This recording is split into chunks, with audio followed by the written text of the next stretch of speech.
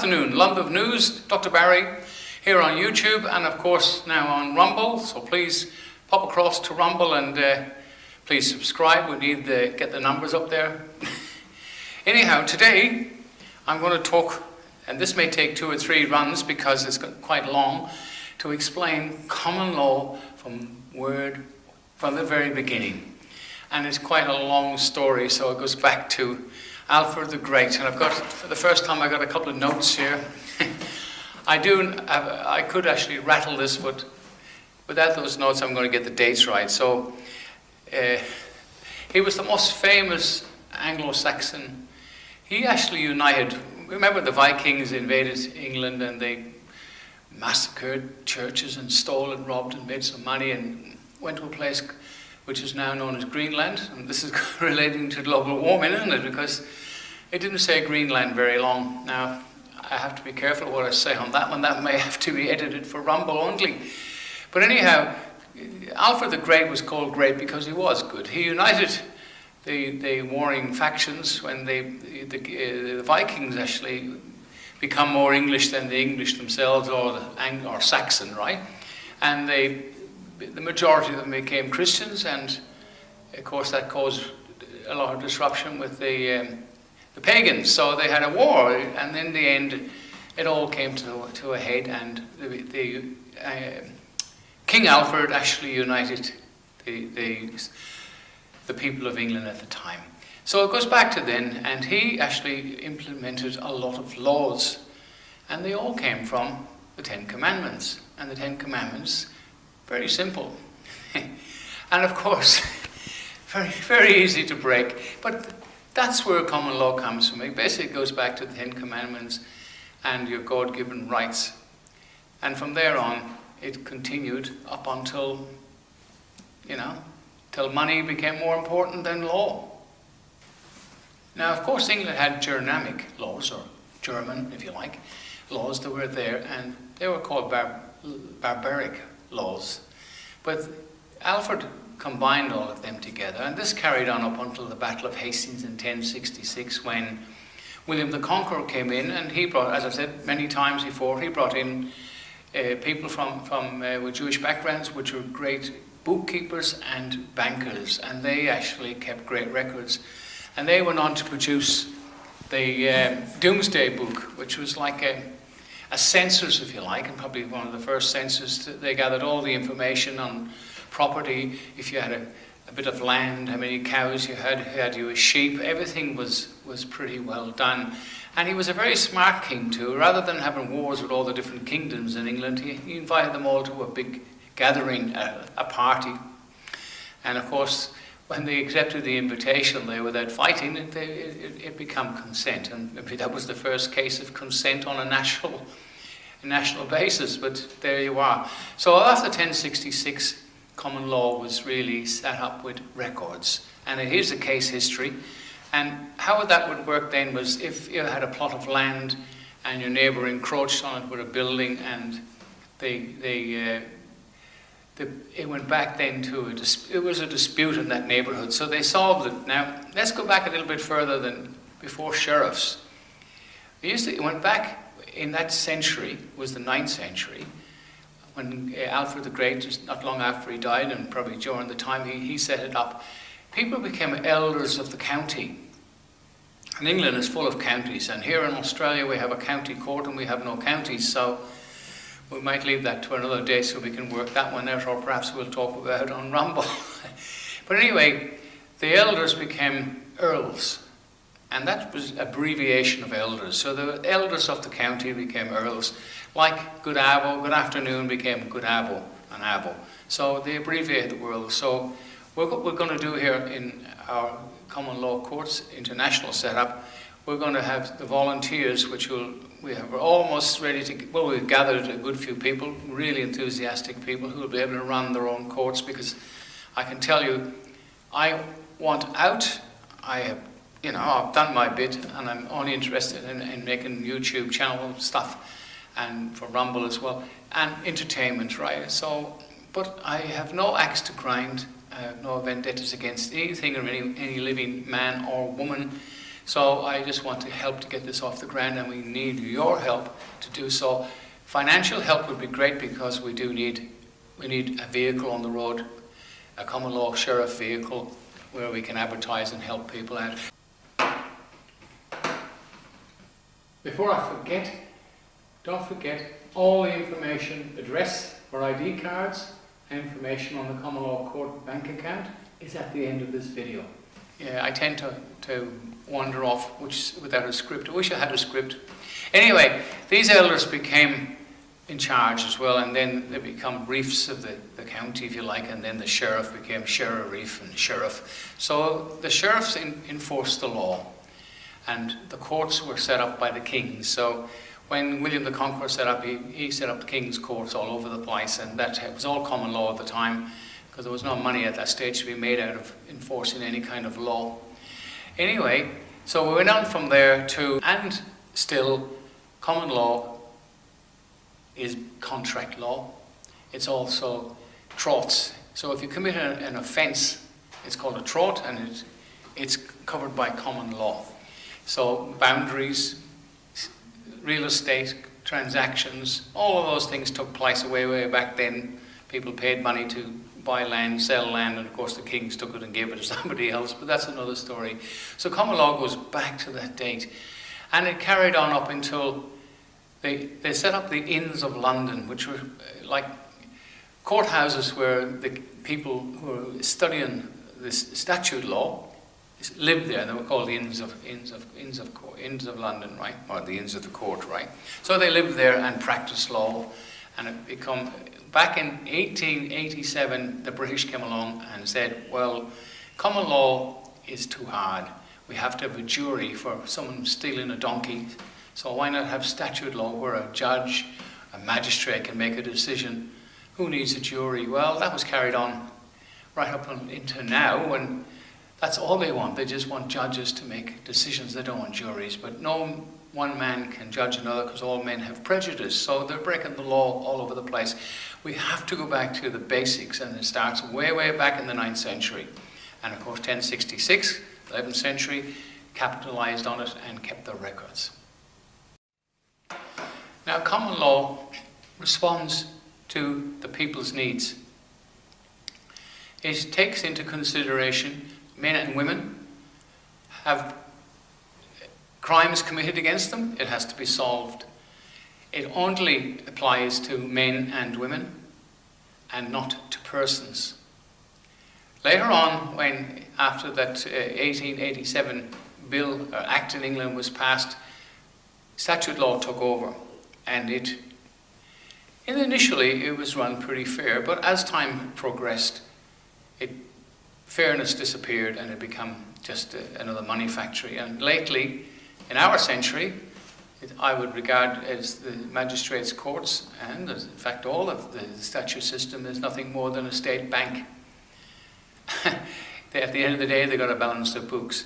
So common law is very simple. We're in kindergarten here back in Australia, starting it off, although we've had a few great successes, and I thank all the supporters who've done that. So the process is very simple, and I will move on to that in a few minutes. I'll try it. Now, initially, common law united England because it had variation of different law, barbaric laws, German laws all over the place. When common law was established way back then, after 1066, it united, so they had a common law that applied to everyone in the country at the same time. So that rather than having one part of England having a different system, you uniformed all laws under common law, and it's equal to everybody has the same rights under common law. And again, it only applies to men and women. It doesn't apply to persons. They didn't come into it later on. Perhaps I should mention where a lot of this started. We all heard the term 666, the devil's words, right? And that's basically, when we talk about that, we wonder what was 666. But it goes back to 1666, during the Great Fire of London. I think it was the 5th of September, 1666. I stand corrected. I don't have that written on my notes. In fact, I'm not even reading them anymore. Then they said that the Great Fire of London, which started in Pudding Lane, who cares? that was to cover up the fact, the papal bull, because the Vatican created laws called papal bulls, and it was debated during the Great Fire of London in 1666, and it was passed. And it clearly states that all men and women had died, and the property, which is the title, was owned by the Vatican, and it's still the same today, because in 1335, off the top of my head, after King John failed to pay, he was wiped out after the Magna Carta. The bill wasn't paid. It was in marks at the time. I don't know what money it adds up to, but they didn't pay it. So the Vatican claimed ownership of all crown land, and they still own it today. The Vatican is very powerful, and although it's been challenged and religion has been challenged a lot, the Vatican is still an independent city in the world, just like Washington, D.C., which was started in 1913 when a lot of the congressmen went away. Some of the crooked ones stayed back and created an independent country in England with a flag, and you'll see it today. You'll see the crooks standing in front of it. It's got a yellow fringe around it. That is a cooperation flag, and that goes back to 1875, I think, when they made the USA a corporation, right? The lawyers, they're the enemy of the people as well. The Bar Association, although in America, I'll give them, they have a little bit of sense left, because they created the amendments. And amendments are set up because their Constitution incorporated the Magna Carta and the Bill of Rights, which we have not done so. We have no rights whatsoever in Australia.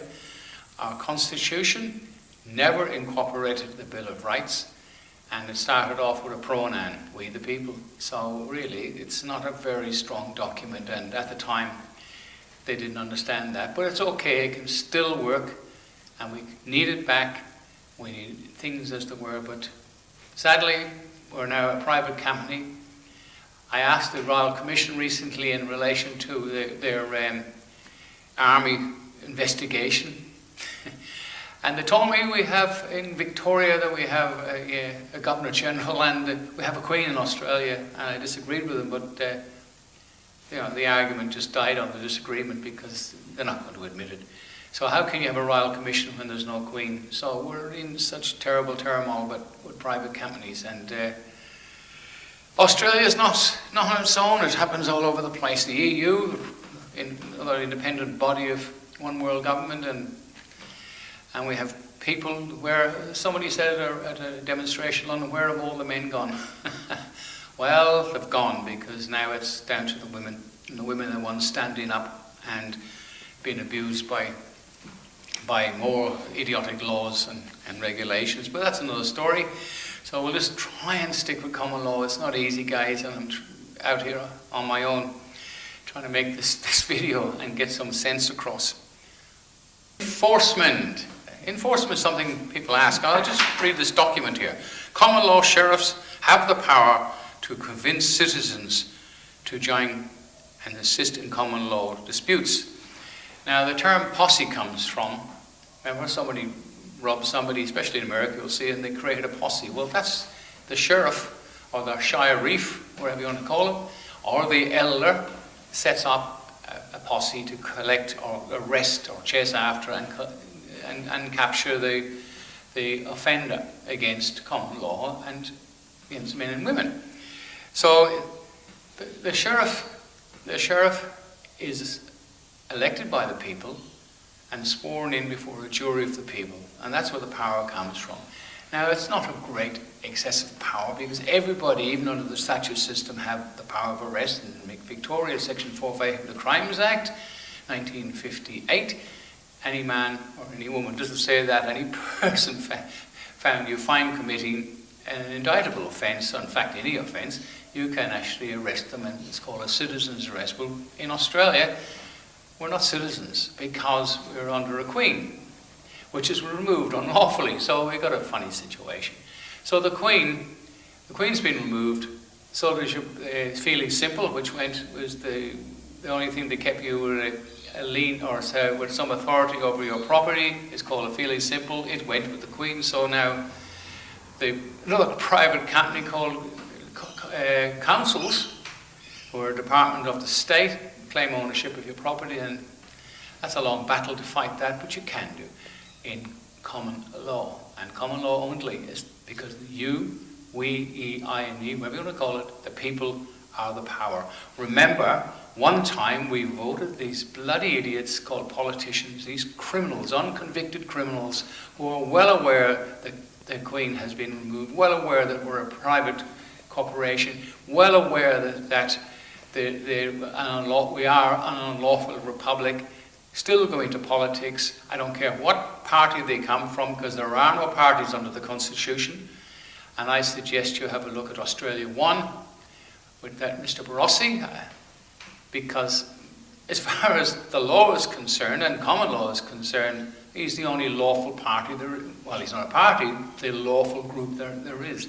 The rest of them are just shams, criminals yet to be convicted, and one day, with your help, we will, as people, men and women of this country, will convict them.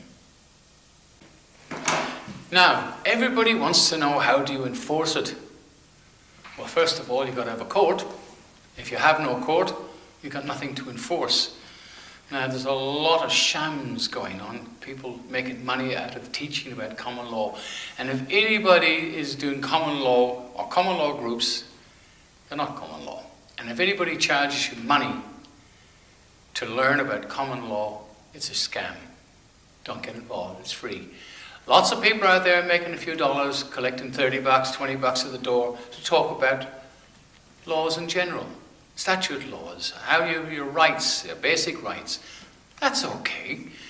But when they start teaching you about something that's nothing more than common sense, that's common law, they have no right to charge money because it's free.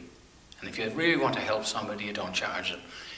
We've been running this thing now, and that's basically Anne and myself started off, and we've got a lot of help now, and nobody has made any money out of it. In fact, I think we're all out of pocket, because I'm still buying the paper, the ink, and nothing's cheap anymore. We're still paying for that.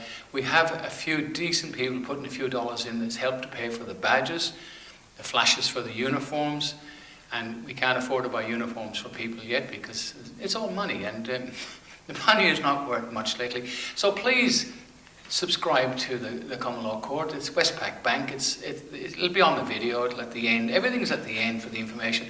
We do need that money, and if there's any company out there, and there's lots of companies out there that have been badly damaged, and especially a car yard or something, you've got a cheap vehicle, we'll help get it painted up and get it out on the road just to prove something tangible people can see. At the moment, we're all a talk fest. We've had some successful cases.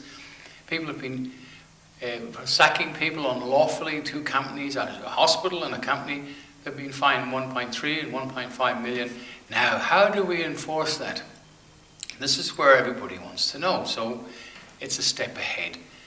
We have to send, the court paperwork has to be delivered and make sure into the hands of the defendants, if you like. I don't like the term defendants, but that's what they were. So they get the paperwork and the court's ruling, which is a demand for money, that money. Now, it's a big process, and shall be done. As it is written, it will be done, right?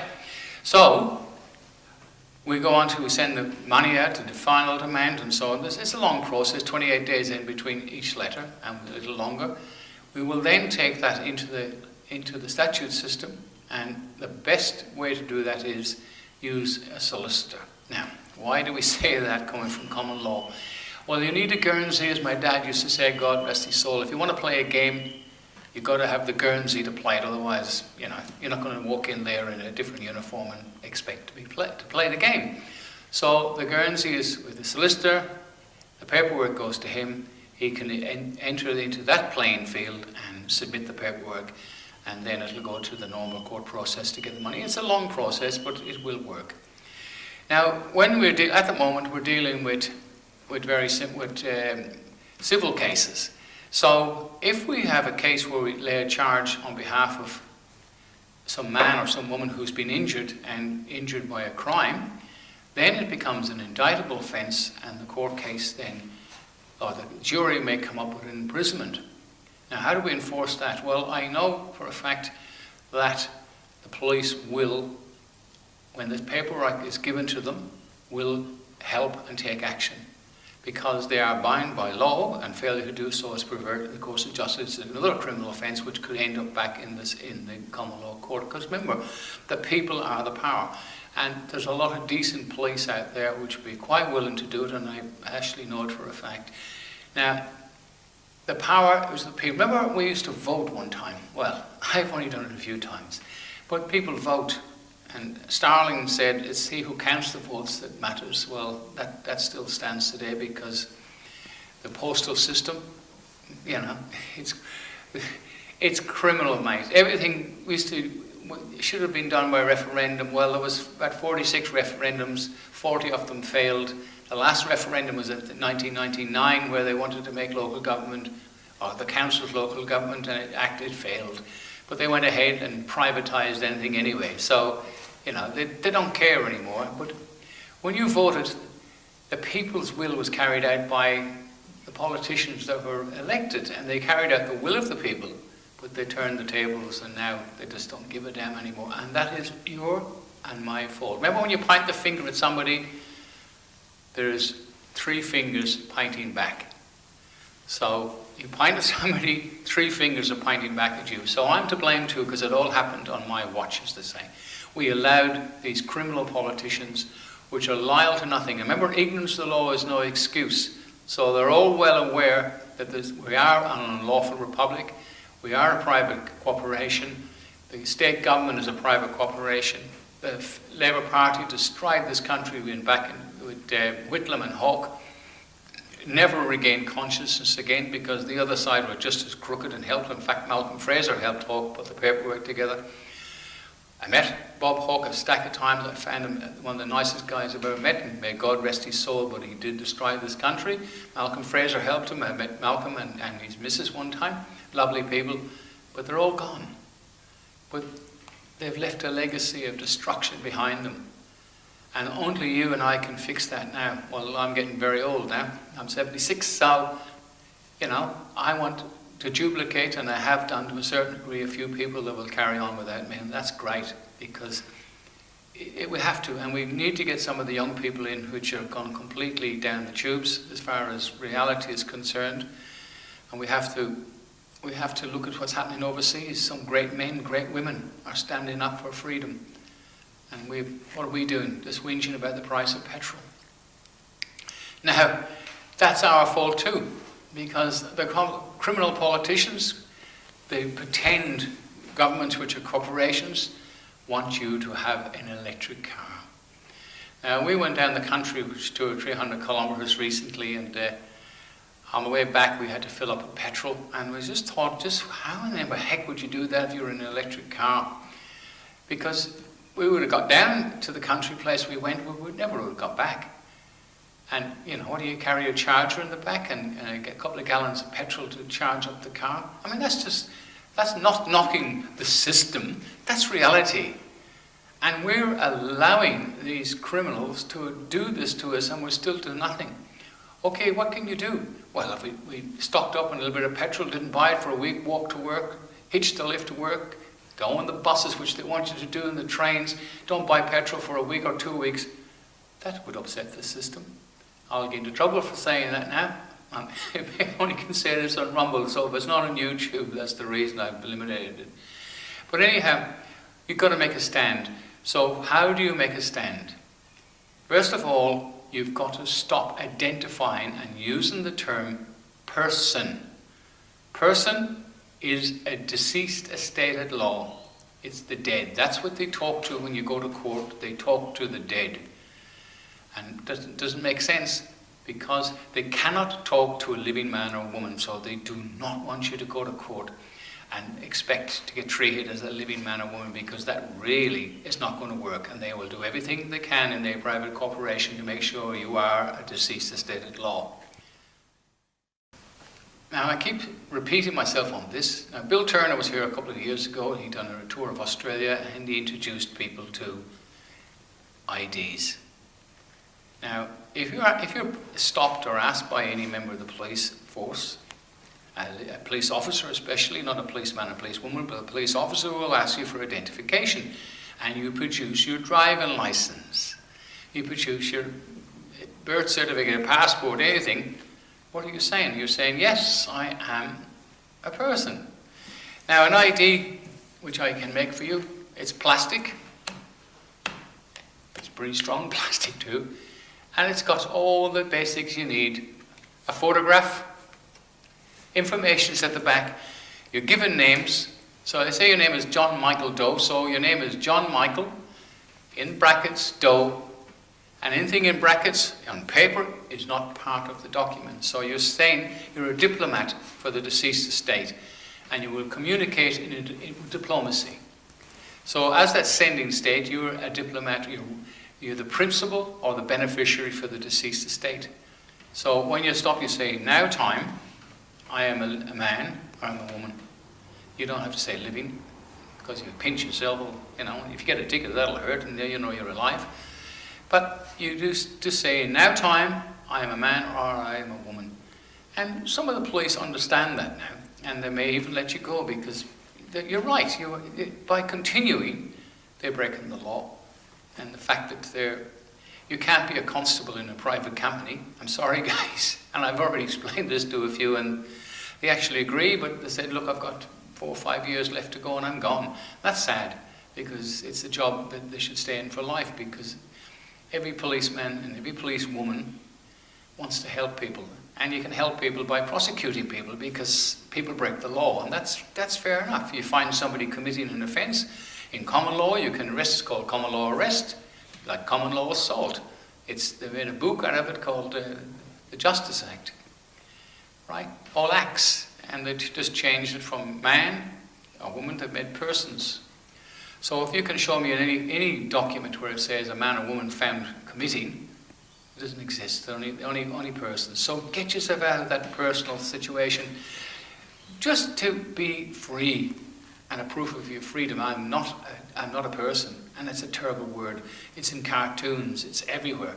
You never see them come and say, "Oh, that chap that died recently, he was a nice man or she was a nice woman." No, they were persons. Well, persons are already dead. Well, I tell you what, I might be 76, but I tell you what, I'm not a bloody person. I never will be. I will never stoop that low to become a member of the Walking Dead Society, which we can see day in, day out, walking around the place. Obedience. May God preserve us from them. They're a nightmare. Everybody is talking about fines. How do I get out of fines? How do I not pay fines? Well, first of all, you don't ignore them. You promise to pay them.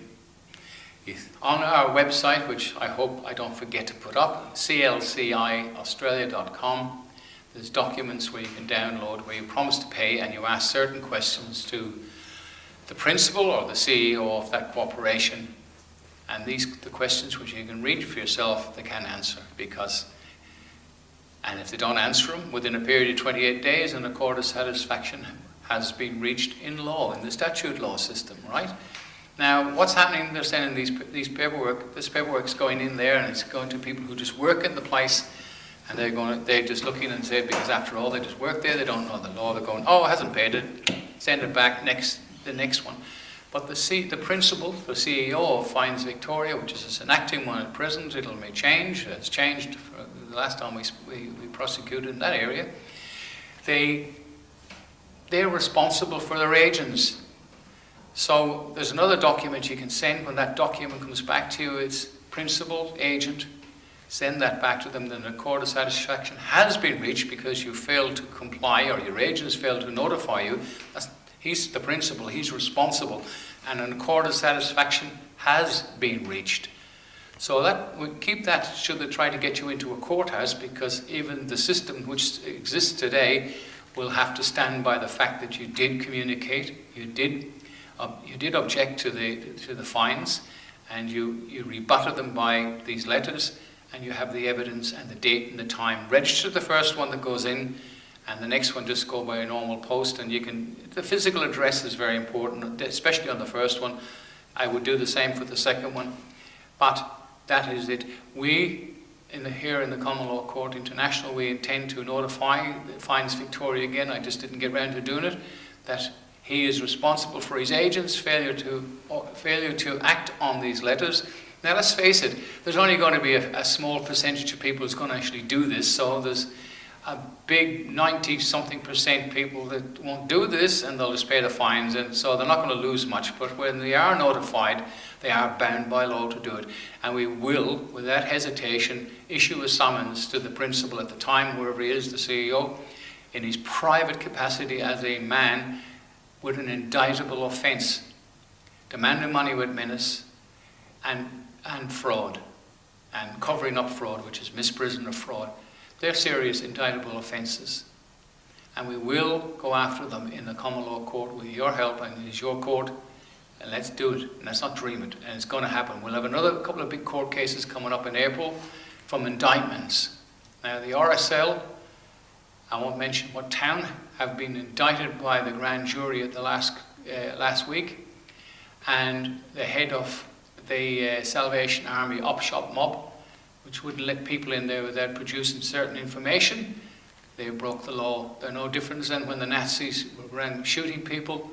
They said we're only following orders. Well, they're part of the chain, so the grand jury has found there is a case to answer. So next month we will have a few more of them.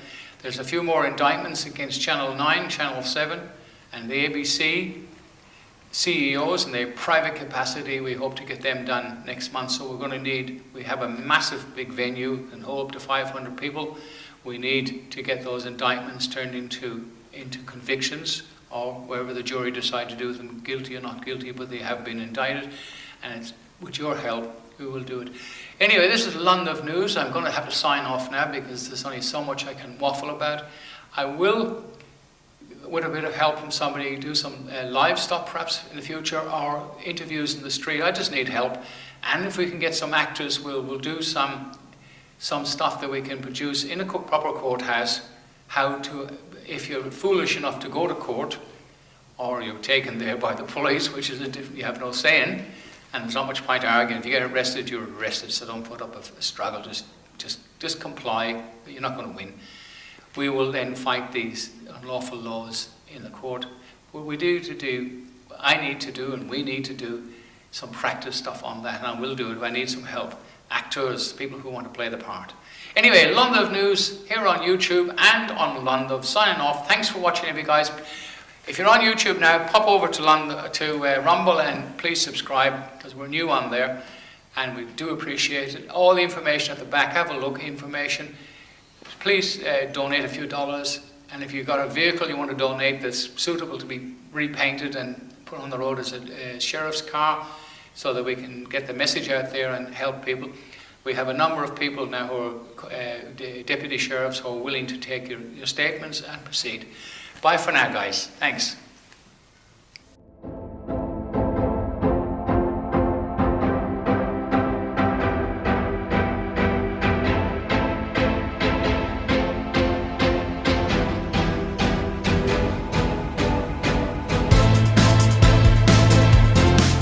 Identity diplomat. Now just look at this. All that you have to do in order to get your ID done is to send in a photo.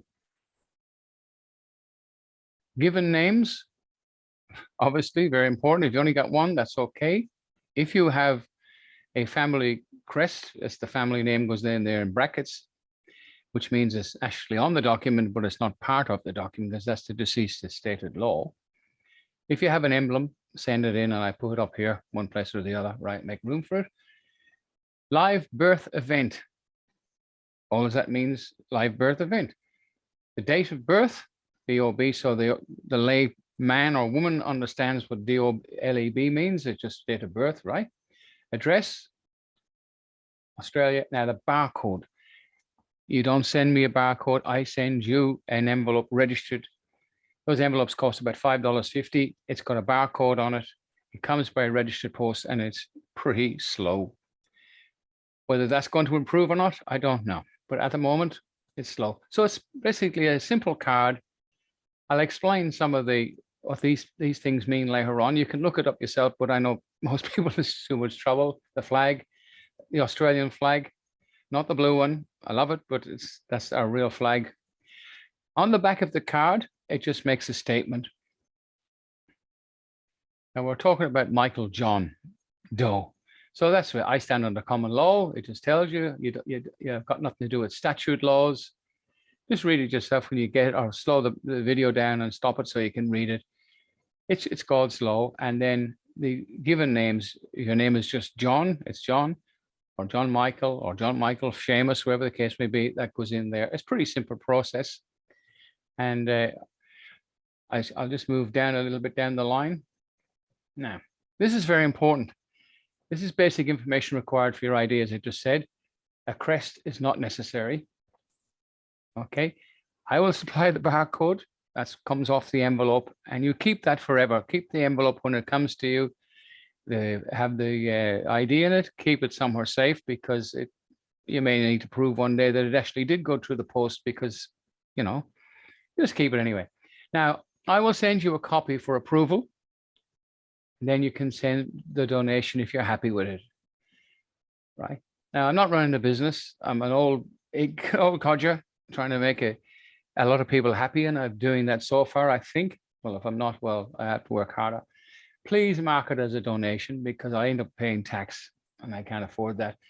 The card's $60 each, which is cheaper than the UK one used to be. It was £25, which is a lot more. But anyway, it takes about 3/4 of an hour to do a card, setting it up and doing it, and then